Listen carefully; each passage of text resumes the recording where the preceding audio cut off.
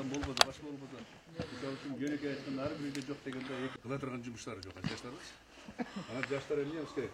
Эми кыргыз мамлекети өзүңөр билесиңер да, конечно, көргөнбүз. Биз көзөмөлдөйбүз, айтабыз. Бирок келип өзүндүк оңдогубуз келет, кайрадан ушу ишке барып атат деп. Батпайбы. Ошондуктан ушу эртеңки кечеги болгон окуя кайта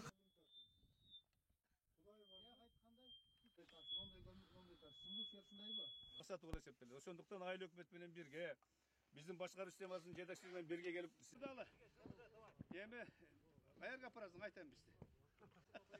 Шахтадан ушул эле бүттү уже. Шахта бүттү. Эми азыр токтоп калдычы, дагы эле келип атышат. Келгөзүн чукур көзүндө болот.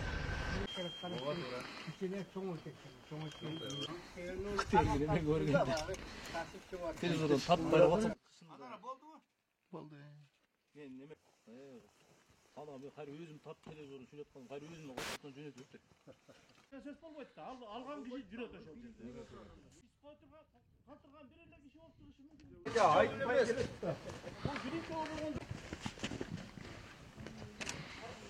Айыл өкмөттүн территориясындагы бардык байлыктарды, бардык кендерди, жерлер иштетүү боюнча көзөмөлдө башкаруу системасын айыл өкмөтүнө жүктөлгөн.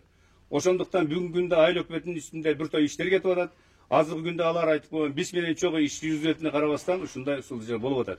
Мен ойлоймун, мына бүгүн дагы мына өзүңөр көрүп атасыңар, бир топ адамдарга душ келдик.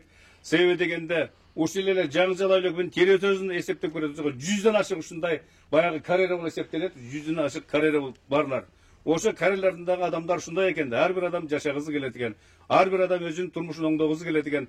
Ошого карабастан үйүндө отургусу келбестен жаштар иштин жоктугуна байланыштуу ушинтип келип бир кап болсо дагы, 2 кап болсо дагы, 10 кап болсо дагы өзүмүн тиричилигин оңдой деген максатта келип ушундай случайга туш келип атат. Биз эл менен чогулганда айтып атабыз. Биздин системабыздын максаты ушундай. Бизди көзөмөлдөөчү органбыз. Биздин милдетибиз алганда кырсыктарды алдын алуу максаты. Ошону болтурбоо максатында иш жүргүзөбүз деп. Ошондуктан буга чейин биз бир топ иштерди жүргүзгөнүбүзгө карабастан ушундай окуя болду. Мен ойлоймун, мына бүгүн бу эл менен жолугушканда дагы айтып атабыз.